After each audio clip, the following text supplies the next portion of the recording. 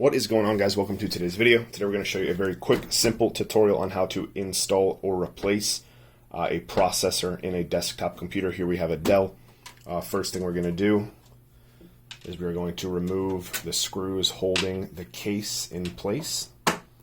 Slide this back, and that will expose the internals. And now you see this big fan right here.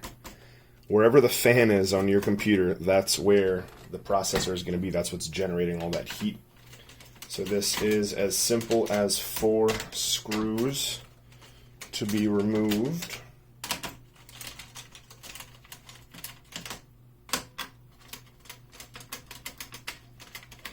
Alright, should be good to go. We're going to remove this.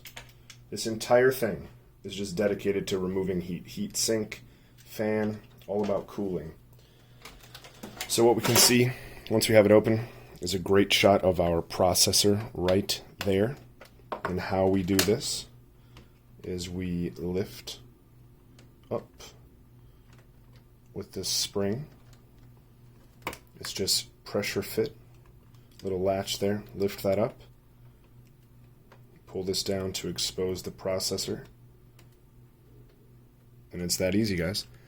The new processor just goes right where the old one went. You can reclose this, latch it down, make sure you get it underneath there, and then we simply reinstall the fan, put everything back together, and you're good to go. Thanks for watching.